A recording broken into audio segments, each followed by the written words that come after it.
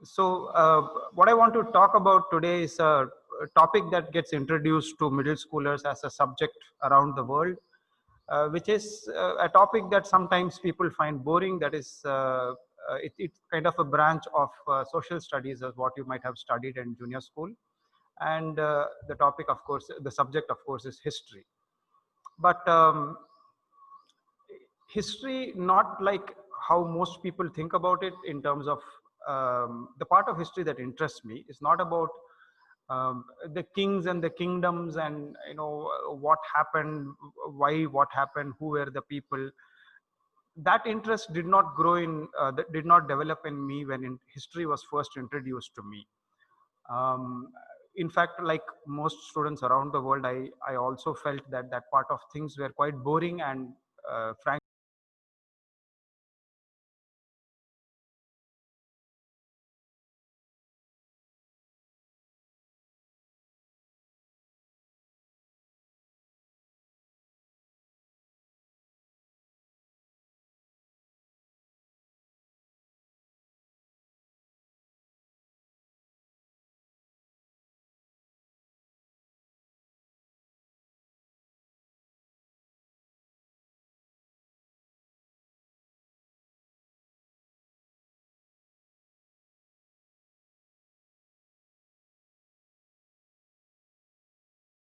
to do very personally with me, and I think that may be true for most children growing up. You do ask the question at some point of time or the other, um, where does your family come from? Okay, where do you come from?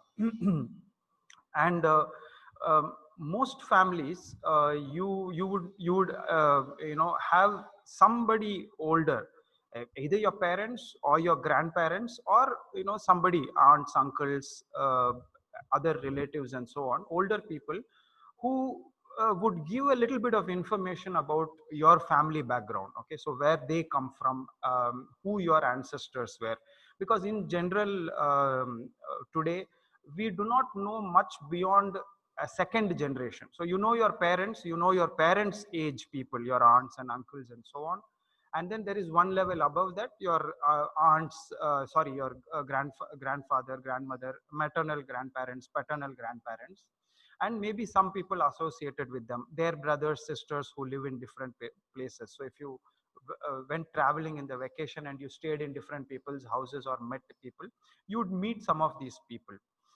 But it becomes quite hazy before that. So your great grandparents, okay, that some of you may be lucky, you may know a few of your great grandparents. They may still be there, you might have met him, you people are young. So when I was young also, my great grandmother was there, that is my father's mother, so she was still there. And quite a thing, actually, come to think about it now, that I knew my great grandmother. But the problem with my great grandmother in particular, and perhaps with many, is that their memory doesn't, their memory starts to fail them. So when I knew my great grandmother, she must have been at least over 80 years old. She lived for quite a few years during the time I was growing up. And she told us grandmother stories, great grandmother stories, and so on, but very little by way of family connection. So my father was the one who kind of told me. My grandfather passed away when he was quite, when I was quite young, so I didn't know him very well. But he told me, and so I knew the names of my paternal grandparents, but very little apart from that. So for example, I was told that one of my great great great grandfather was a diamond merchant, based in Kerala, and that his father worked for the Maharaja of Travancore. He worked in the court of the Maharaja of Travancore, and that when Maharaja of Travancore shifted from one part of the country to the part that he eventually came to stay in, that is in Kerala, the court shifted with him.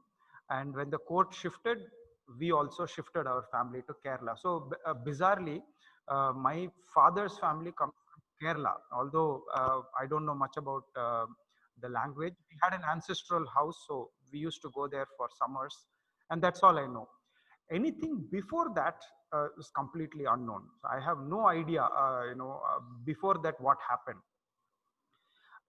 But then, if you think carefully about it, um, man has been there for about 1 million years in one form or the other. Okay, so the various different species of man has existed in one form or the other, and written history, which is something like of about 2,500 to 3,000 year old history that we are kind of like aware of from archaeology, from writings, from Sir, verbal information and so on. Yeah, sir, I'm not able to sign in with Zoom, so can you just rename me this one last time?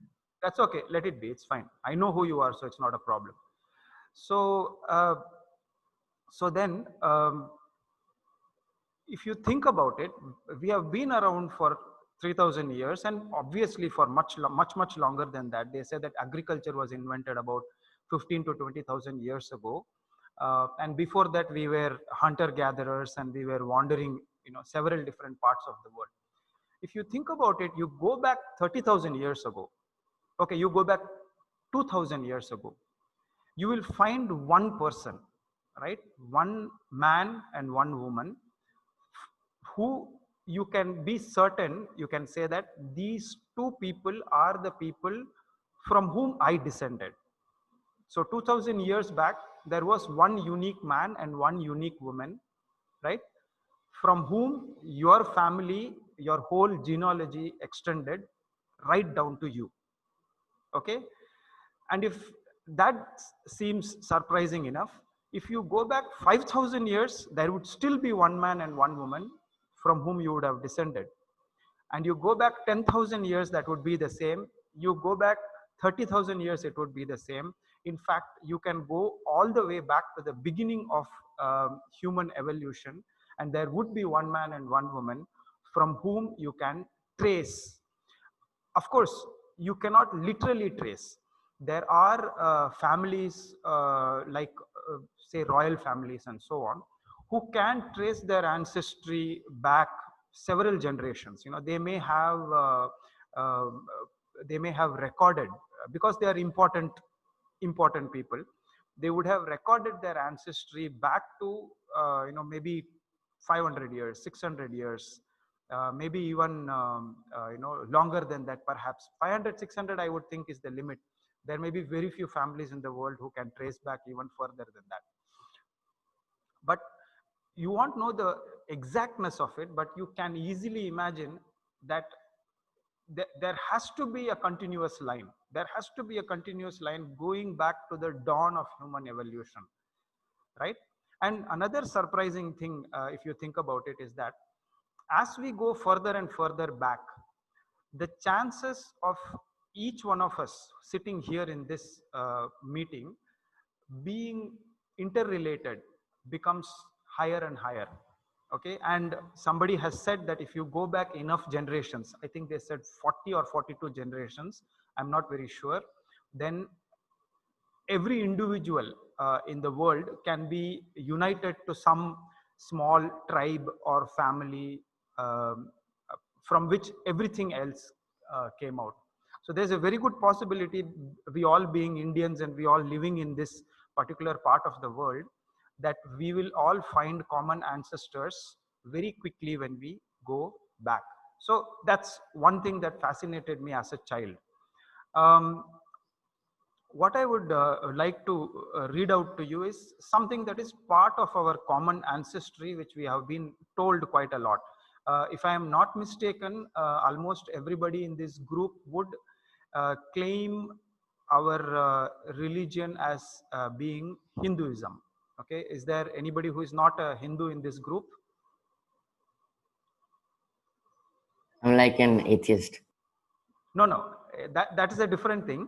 But basically, we belong to a group of people who, going back, you personally may not believe in God, or you may be agnostic about it. So you may say that I don't know if if God exists or not. That's an agnostic.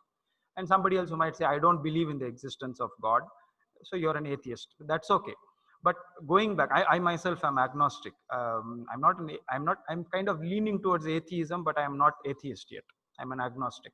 So, but going back, my father is an atheist. He's a rationalist. So he doesn't believe in the existence of God and so on. But my grandfather, my father's father, he was a fairly religious person. He loved rituals and he loved performing, yagyas. I don't know if you know what that is. So there will be a homakundam, a sacrificial fire in the house.